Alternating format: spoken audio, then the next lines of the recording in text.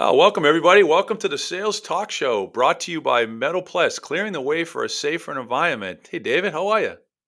Good, Billy. Good to see you, man. Here we are, episode 6. This is it. Let's get a little message here from our presenting sponsor. Metal Pless, the most profitable choice. The snow removal industry has never been more complex. To be profitable, you must choose the right tool for the right job. The Metal Pless snowplow, combined with its patented live edge technology, has become the #1 choice for snow fighters across North America, Europe, and Asia. The live edge technology allows the cutting edge of the plow to fully contour the surface of the ground. Our unique concepts have allowed snow fighters to be more efficient, reduce maintenance cost, and in turn, create larger profits. In today's market, operating the most versatile piece of equipment, combined with massive salt savings, thanks to the patented live edge technology, are the reasons why Metal Pless is the obvious choice.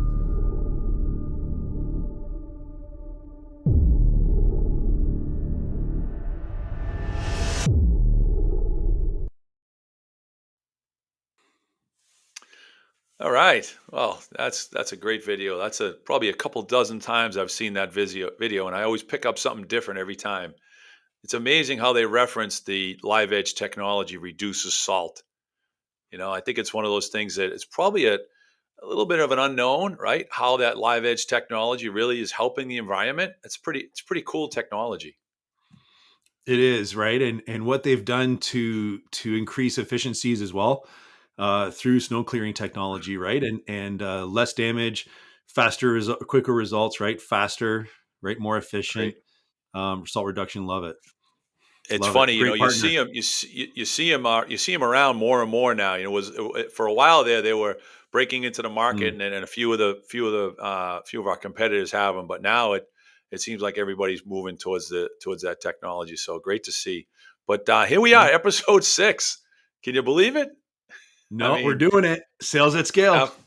half, sales that scale, halfway through the podcast calendar year, right? But no, it's Yeah. we're getting back at it today. But before we get into today's episode, I thought it'd be good just again for the listeners to just catch up a little bit and share a little few thoughts on what we talked about last episode 5. Yeah, we had a great guest, Russ Marson from Carpenter Costin up in Vermont. Just a great business owner, a great humanitarian, just does so much for his community. And to hear him speak so passionately about the benefits of what he does, running and organizing a business, and how he balances his time balances his sales schedule and his business ownership schedule was pretty impressive. He talked a lot about the charitable contributions him and his business and his business partner make to the community, and how that impacts his business and helps him grow his business. He's very much a relationship selling professional. He emphasized the benefits of selling through relationships rather than just transactional. David, you've said that a number of times. Make it less Mm. transactional. I love Hmm. that comment. And then Yeah. finally, he looks at his goals in 90-day windows. I think a lot of us set those annual goals, and it's almost a little too much. It's like trying to eat the elephant in one bite, right? So now if you set 90-day goals, you hit a couple of them, you can set a couple more, right? Maybe they're not the biggest Mhm. goals, but they're steps in a process. So I love that, and it was great to hear him talk about that a bit. We learned a lot about his family and his background and how he got to be a full time Mhm. Vermonter now. So it's a lot of fun. So you can listen to us on Spotify, at Sales Talk Show, on LinkedIn, always YouTube, and Twitter X. So yeah, it's great to be able to have all those platforms playing, picking up our podcast to have people listen where it's most convenient. And David, we started talking about this podcast, now over 8 months ago, and the first Yeah. comment we had to each other was, "Why are we doing this? Why do we want to do That's a right. podcast?" And I Yeah. think Well said. we put together a mission, and I'd love to have the listeners continue to learn and hear that mission. And you do an excellent job of sharing that. So tell a little bit about what our mission was to putting this together.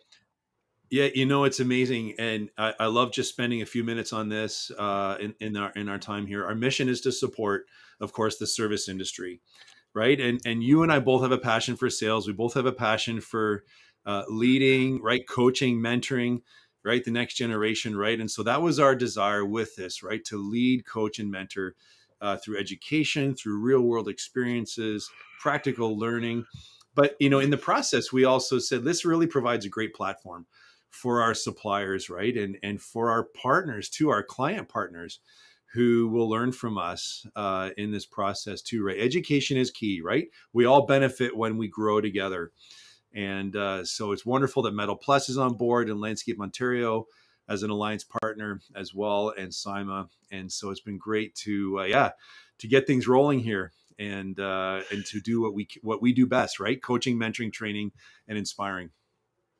Yeah, I mean, it was an impressive opportunity to be up in Canada at Landscape Ontario and just run into some of the folks that I've met over the last 3 to 4 months, and hearing them speak so passionately about the sales talk show and how much they enjoy it, and the things that they're trying to do in their own careers, and they're talking to us like this is a tool for them to be able to Mhm. learn how to sell. I think that's just exactly, it's the epitome of the mission, right? People coming back to us Mhm. after listening to a couple episodes, saying how much they enjoy it. So really excited for today's show. We've talked about these topics, you and I, quite a bit. It's fun to be able to share it with the listeners. Yeah, very much so. This episode today, Sales That Scale, there's so much to talk about today as it relates to the sales process and the onboarding process of new opportunities. Billy, I'm looking forward to coming to Boston later this Oh month yeah. too, right? And all the exciting things that are going to be happening at Outdoor Pride Oh later this yeah. month. You've got two big Yeah. events happening this month Yeah. at Outdoor Pride. We're we're Cymer is a great partner. They've done so much for the industry. When Cheryl and the team and they come knocking and they asked if we would be willing to host this event, this behind the curtain event, Mark and the team were completely on board. It's in our business. There are peak time of the year.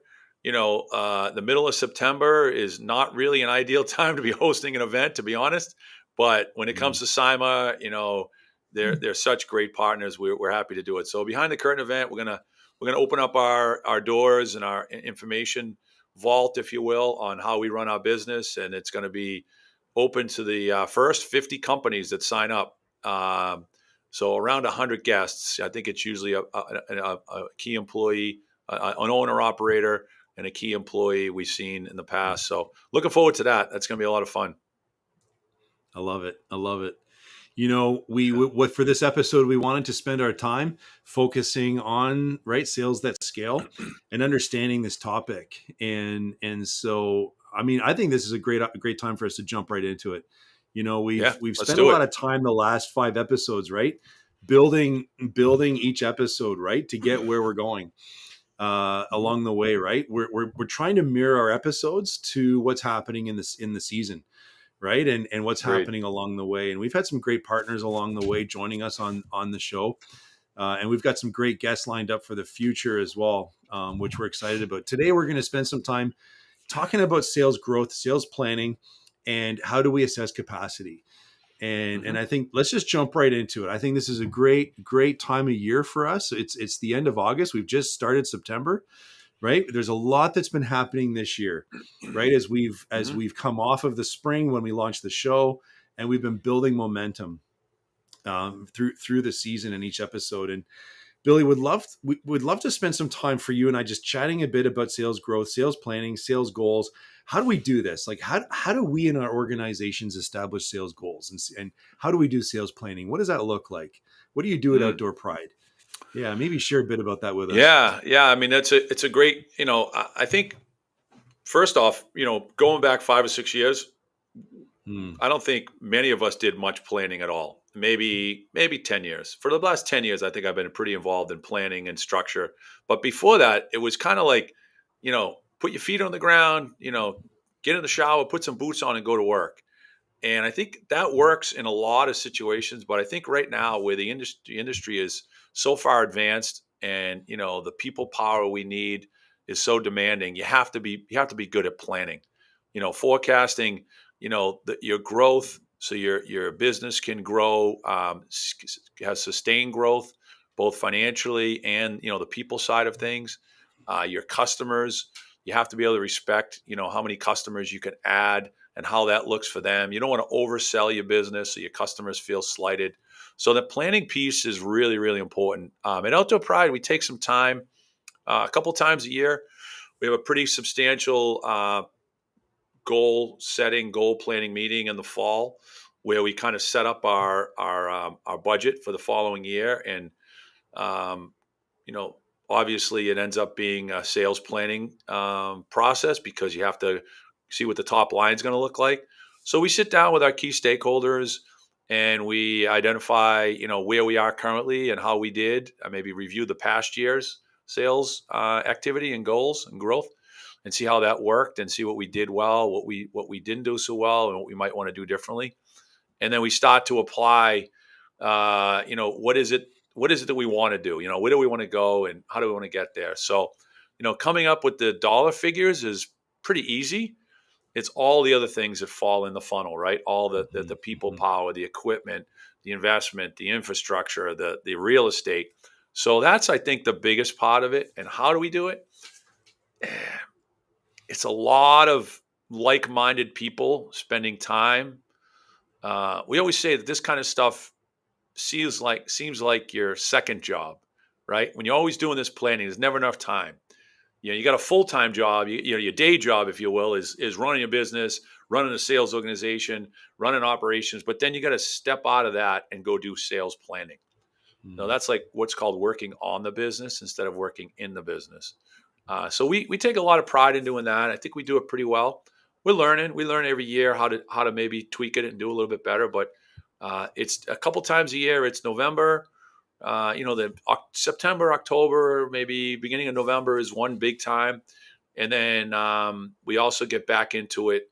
Um, in midsummer, in the June, when it's kind of quiet in June, and we sort of in between seasons, we talk a little bit about the sales planning then. So And assess. it Yeah. yeah, and assess Yeah. assess how we are, where we are, what our current goals are, how we're tracking, Yeah. that kind of thing. It's funny. There's two questions that come to mind as you're sharing this, and one of them, and it's really one question, but it's two different things. When do you know your business has the ability to support more sales, right? Mm. And I think that's a really important question. When do you know your business has the ability to support more sales? How do you know when you need to add more sales, right? So how do you know when you have the ability to add more sales is really the question. Yeah, I mean, I think, in any business, if you're not growing, you're dying, right? So you have to Mm, grow your business. The best businesses in the world retain, 90%. I don't know anybody that does more than that. Most businesses that are, maybe struggling in certain areas might be only renewing at 85% if you're a recurring business, if you're a recurring mm, revenue business. So you automatically have to replace, 15, 18% of your business every year. So that's the mm, baseline, right? In order to get back to where you want to be, you got to backfill what you're going to organically lose. Businesses move, property managers change. So, at a minimum, you have to be backfilling that. And then where do you want to go beyond that? So how do you assess it? I think it's really the pulse of the company, the pulse of the leadership. What does the leadership? What is the company ownership? Where do they want to take it? Right? Do you want to grow by 10%, 15%? You have some pretty candid conversations, and once you have those conversations, then you can start to build a blueprint to get there. I think most businesses like to grow by 10 or 15% a year. mhm, 20, 25 feels a little cranky. Feels like, maybe it's a little too much at times, especially if you're going from, a million to, a million and a half, that kind of thing. If you're a small business, if you're a big business, maybe you can handle a little bit more. Maybe you can scale it a little easier. But I would say mm, evaluate what your current situation is and how well you're doing. Um, and then decide how you can add business to that model, right? What's that model look like? what does it look like if it was, 1x, 2x, right? Mm, You're not going to mm. triple your business, right? But a 1x growth is pretty good, pretty manageable. And then just have open dialogue with the key stakeholders. Yeah, and that's a great segue because this is such an interesting topic, right? How do you assess capacity? When do you know it's time to add Mm, more sales? You talked about, right? There's that percentage of growth that's cranky, right? It's mm, it's it's the part that's too much. It's challenging the system. hmm. And so what's capacity, what stretches, because we always want to stretch our goals, right? We always want to make Hmm. sure that we're exceeding our goals, and there's nothing wrong with overselling as long as we're selling within our capacity, right, and our ability Hmm. to deliver success to our clients, and deliver results, right, that we've promised.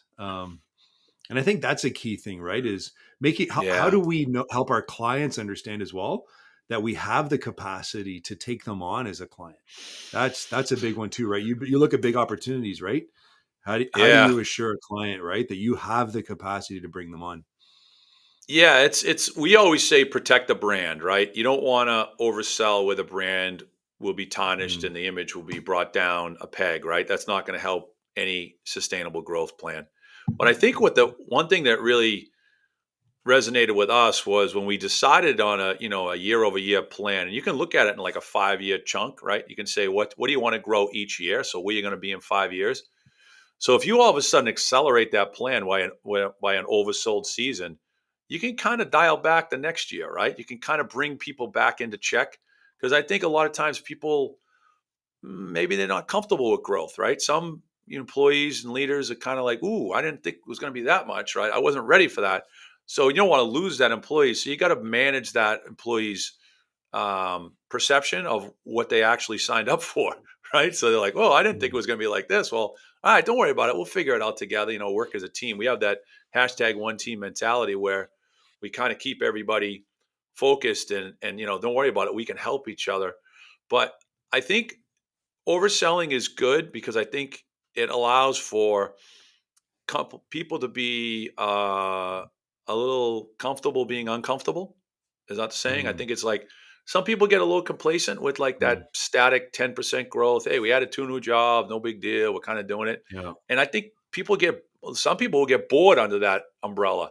I like to see Mm, everybody, kind of rustling a little bit. Like it's a little nerve wracking, kind of like the hustle and bustle of like the morning commute, right? The middle of the yeah, day when yeah. you're going to Subway, it's kind of boring, right? People getting on, getting Mm, off, onesie, twosies. In the morning, it's like bunch of people on, bunch of people off. I think a lot mm, of people like that environment in business. comfortably uncomfortable. Yeah, yeah, that would be good. Comfortably uncomfortable. I like that. I think that's Yeah, really good. yeah, That keeps it healthy, sure. right? That keeps it real, right? Yeah, Um, it is real. it's It's life. I mean, it's yeah, it's it's yeah. it's a lot of unknowns. There's a lot of variables. We're dealing with weather, especially in the snow industry, even in the landscape industry. Mhm, We've had drought years, we have rainy years. So there's a lot of unknowns. We're making commitments to clients that we say we can, completely be, on task and on schedule and all this, but we don't know 100% of the time. So we have to be a little bit nimble, right? And being mhm, nimble in this mhm, industry is huge, you know. mhm, mhm. We just saw that this is the key point, right? Too, with operations and our teams, right? How do we keep our teams interested, right? How do we communicate the message? You started to touch a Mm, bit on a bit on that, right? What are some best practices for communicating this message to our team, keeping them interested, right? Right. We talk about KPIs, right? Keeping people interested. mm, I think it's really important because oftentimes I think our operations they can misunderstand the message of growth. What does growth mm. mean to them? How do we relate growth to them in a way that doesn't it keeps them comfortably comfortable, right? Or comfortably challenged, I guess. Yeah, Right? We yeah. want to make sure that we're stretching, right, and growing our people. How do we communicate the message of growth? How do we keep them interested? Yeah, I mean, I think it's a little bit of everything, right? I think no one wand will, create the best, the best results. I think you got to be a little bit creative. You got to know your team. I think some people take messaging well in bulk, whether it's a town hall or whether it's some sort of general meeting or a newsletter. But I think the best results that we've had at Outdoor Pride is like little micro sessions, right? We might do a tailgate. You might do a cookout at the end of a Mm. busy season, and we might sit around, and the leadership team will be there. And I think that's where you can kind of lean into a guy or a gal that's looking like they're ready for the next step and say, "How's it going? How you been? You ready? This thing's going. Are you on? Are you in?" And you'll Mhm. get a little bit of you know candid response, which won't necessarily come through in a text or an email. So I think we've been able to do it, through our culture, keeping people interested, the KPIs. I love that. But we've been able to do it through our culture where it's, boots on the ground, get out there and spend time with the teams, meet with guys, in their setting, meet out there in the field at lunch, have a lunch with a crew or have a coffee with a crew or, Mhm. spend some time listening. Because I think if you listen to people and they share their ideas and thoughts and concerns sometimes, then you can kind of shape it a little bit. And it feels like it's a little bit more their company than my company that they're working for, right? You want to Mhm. flip that. You want to say they're Mhm. working for essentially their own company. They want to be like mini business owners. These people go out with a truck and a trailer and they go out for the day and they do a route worth of business and they are really on their Mhm. own. They're not sitting in a factory Mhm. environment producing something with oversight and they're out there working. So when you don't know what they're doing and you don't engage with them, you might lose them a little bit. So if you can keep them engaged, I think you can lean in and say, "Hey, this is the year. You're going to be the next man up. You ready? You're going Mhm. to have some. You're Mm. going to have some great opportunities. We just sold $2 million worth of work. I told you this was coming. Remember when I talked to you about this?" So Mhm. that's the way we do it. We have a lot of fun with it. That's my personality is to kind of be out there, be a little bit global, and just get people excited. Trying to create the Yeah. level of excitement that helps with growth. I like that next man up philosophy. I love how Mm, you talk about that, how you do that, how you share it, right? The next man up. What are the numbers that you share with your team? You just talked about, your team hearing mm. about a $2 million sales growth. But what numbers do you share with your team along the way? What do you share with them from the sales planning? And what do you share with them information wise along the way? There's a lot of ways to share the numbers. I mean, we operate on open book management, which is that could be a show in of itself, but we do share Hmm. a lot of numbers that, eh, for a lot of people in our business, the top half of the people really understand those numbers. The bottom half might not. They might want to, but it just might not be right there for them, right? So we don't push the numbers on people but what we do talk about is um, business is a team sport, so operating as a team, and things that we communicate to them are, you know, um, incidences and accidents. Right, we want to keep those down. Those save costs. Those control costs. Those allow people to go home the same way they came to work. We do Hmm. talk about the sales goal to the company wide, how much new business we want to bring in, and we do update them. Probably quarterly for the masses, where we are with our sales goal. Um, Obviously, quarterly, they're eligible for a bonus through open book, so they'll know how much gross profit we're earning. So we teach them. A good friend of ours, Dan Foley, he's our open book coach. He gave us the philosophy or the theme of the Foley funnel. So we teach them a little financial literacy to help them understand what the top of the funnel looks like with the revenue, and then what the middle of the funnel, which looks like is cost and operating cost, and then what the bottom of the funnel looks like, where it's what actually comes out, profit, rainy day fund, that kind of thing, and what the Hmm. owners can share with them. So I guess it's probably a little bit of everything. It's kind of like a smorgasbord of how much numbers we share in the small branch meetings. I know the teams are talking about renewal percentages, which is huge for us, right? Extending contracts. We Hmm. don't call them renewals; we call them extensions. So extending contracts is big for us, keeping track of that percentage. Um, and then I think it's just um, we classify, we keep track of our customers, and we keep them in buckets where we can determine what level of relationship we have with them. So if we have a level one relationship, we like to get them to a level two, being the middle and level 3 being the highest. So we share that with the entire company. How many level 1s do we have still? Oh, we got like 3 left. All right, let's get them to a 2, which means we have to do great work. We have to communicate. We have to have um, great customer service, great account management. So those are some of the things we share with them. Yeah, I think those are the ones that resonate and are most relevant, without getting too deep into numbers, static numbers.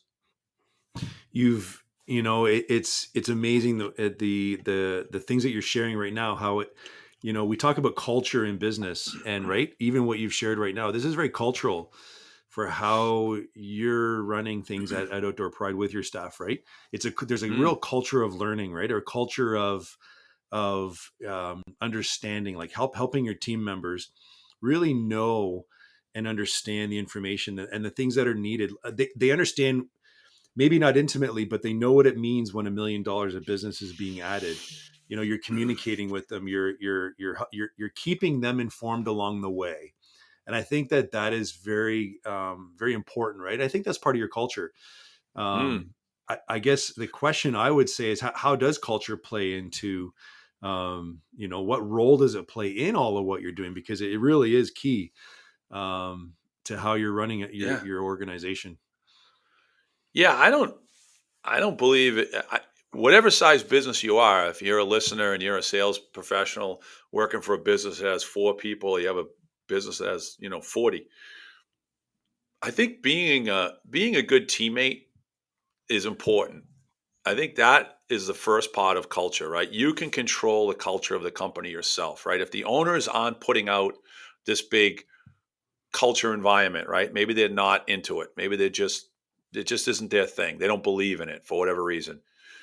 But you can control it. You as an individual can be a great teammate. And if you start to be a great teammate, you start to be helpful, you start to be cooperative and agreeable. If you're the one that comes in the morning with your boots untied and you just can't get out of your own way, and you're not very helpful in any way of preloading the day, you're not going to be a great teammate, right? But if you come in tucked in, boots tied, ready to go, you came in a little early, you loaded a truck, you fueled things up, and you get in the truck. And when your crew is off to that first job, or if you're going on a snow assignment, plowing, you're automatically able to do the job better because you're in a better space. Your headspace isn't beat up by you worrying about what someone didn't do.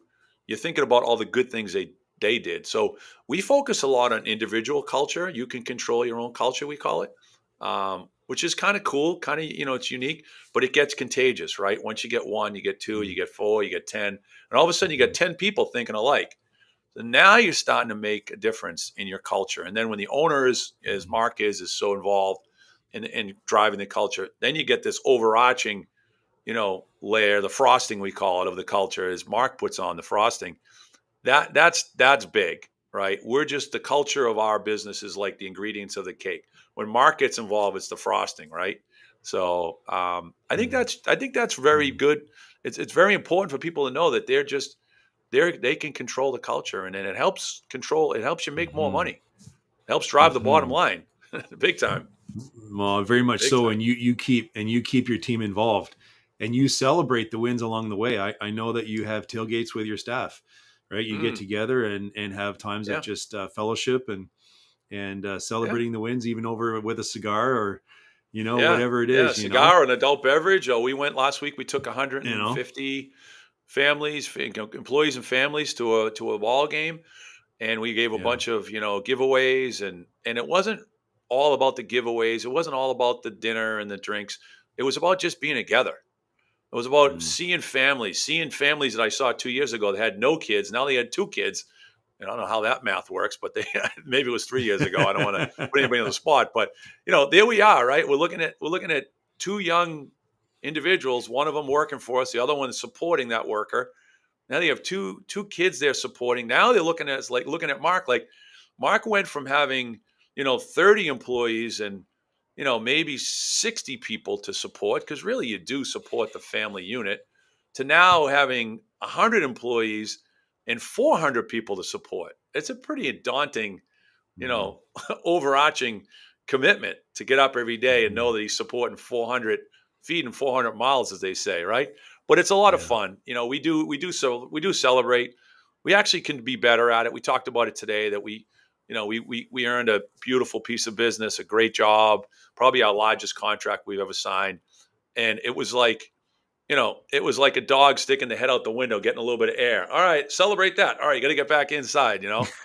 So we gotta do a little better job on celebrating the smaller wins. Not the smaller wins, but the wins when they happen. Yeah, That could be that's something right. we could work Well, on. you you have great accountability around that too, right? You're with open book management, right? And just Mm, what you do as a company, right? I think accountability plays into culture as it relates to what you're doing with the open book management. And that's the beauty of accountability. There's accountability that is important in the sales process. There's accountability that's needed all around, right, in order to deliver results. And I think accountability is a great word. I think it's a great thing that you're doing it, because the yeah, open book management provides the opportunity for accountability as well to your team, and to share those numbers, right? And for them to know how what they're doing is, and what the impact it is of what they're doing on the numbers, right? There's accountability all built within that, and yeah, that helps you yeah. I win the think, day. You talk yeah, about winning the day. yeah, yeah. We talk about winning the day. If you're given an assignment, I don't care what you're doing, sales, account management, production, plowing. If you're asked to plow a lot, right? You're being held accountable to plow that lot, to salt that lot, Hmm. to mow that lawn. However you decide to take that level of accountability, again, Hmm. it's like a little self-reflection, right? If you take it and you absorb it and you deliver it, you're going to grow. You're going to be something, right? If you decide that accountability, I don't know if he was really telling me to plow the whole lot. I mean, he told me to go plow it, but does he want me to do everything? I don't know. And you don't Hmm. call anybody and you don't check in. That's not accountability. That's probably not an employee that's going to last in our organization. So I Hmm. think by holding people accountable, you're doing two things for them. You're helping them grow, Hmm. right? Professionally, you're giving them an opportunity to grow to the next level. But I believe you're also giving them a chance to earn more money. So when Hmm. someone says, "Oh, that guy's a tough manager," well, Hmm. I think if you looked at it the other way, you could say that person's a great manager because they Hmm. care about me and they want me to be a Hmm. better employee so I can earn more for my family. That's the way I look at it. So be Yeah. holding people accountable is all about, how you look at it. Well said. It's amazing the role that accountability plays, even when we look at our organizations as it relates to delivering results. We are not going to be able to achieve the sales goals successfully unless we are operationally delivering results for our clients. Mm, We talk well said. about, last episode, Russ was great. He talked about being habitual maniacs, right, as it relates to quality work. I love that. And I love that, right? Russ was great. He talked about some really cool things, and one of them that stuck with me was being habitual maniacs. And at Outdoor Pride, you guys are really fixed on quality and results, and because that's the backbone of your business, right? Delivering results for Mm. your clients. That's going to help your sales success. That's going to help your operations. Talk a bit about that, and the impact that has on your organization of being habitual maniacs. Yeah, we have a saying at Outdoor Pride. It's GSD. You know, GSD. get shit done. And when Love a it. customer asks us or a customer asks us to do it, we do it, and it's Yes. not that hard, right? So, Mm. but we also do it with a lot of pride and with a lot of intention and a lot of the reasons behind why we're doing it are known. Our team knows that great work gets more work. So when you're doing work, and again, this goes out to the listeners. If you're involved in delivering work and you're involved in, putting together a proposal, everything you do is your business card. If you decide to put a proposal together for a customer and you just said, I don't really know if that guy's going to buy this job, I'm just going to send a basic one-page cover letter and whatever. But if you take an extra hour, right, or half an hour and put together color photos of what you want to do and how you're going to do it, and maybe a little design, and even if you don't get that Mm. job, that's your business card. That person may move to another job, may land somewhere else, and might say, "Oh, that Billy Butts, we didn't give him that work over there because it just wasn't the right time, but." geez, what a nice proposal he put together. I'm going to give him a call. Hmm. Or if you're an Hmm. operations person and you get a chance to do a job for a customer, a one-off job, maybe it's not a regular customer, but you called in to do a project and you guys knock it out of the park. Your operations team does a great job. The property manager's probably thinking, well, I like the way those guys work. I like their hustle. Let's get them on another opportunity. So I think if you're doing great work, as Russ says, it's going to build to more and more. It's going to build more opportunities and more opportunities to earn more business with that client or other clients. It's true. I always like Yeah. to say with sales opportunities, if it's never a no, it's just a not now, right? Yeah. When we're and I know what you're doing with sales and what we're doing with sales too at Garden Grove. It's very targeted growth. It's very targeted. We know who our client is. We know who we want to do business with. If they're not ready for Mm. us yet, that's okay. We know it's not now, but we don't let it be just stagnant at that point where like it's just not now. It's something for the future. It's not a Yeah. no, it's a not now. Yeah. And we Yeah. just help that client along. We've got a client we're working with right now. It's been 3 years Mm. of coming together and just helping this client understand how we can help them with their business. They weren't ready for us 3 years ago. Yeah. But sometimes I, I always like to say too, it's a marathon. It's not a sprint. Sales is a marathon, right? And I, it's not I I think a it- cool lesson for the listeners, again, this is what it's all about, little snippets, little tidbits, but once you once you fail to earn a piece of business, you have a mm, tremendous opportunity to keep that business in your pipeline. You mhm, call your customer for an exit interview, or you ask for a little feedback. You say, I know it's no now, but can we mm, agree it's not no never?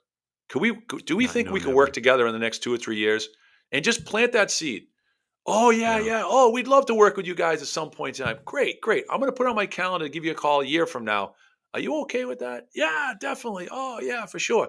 You just Yeah. built another level of rapport with that customer that you might not have had if you didn't do that exit interview. So we're really, Mm, really big on lost business exit interviews. That's a big deal for us. We take mm, those very mm, seriously. We got 10 to 15, sometimes 25 hours into a bid.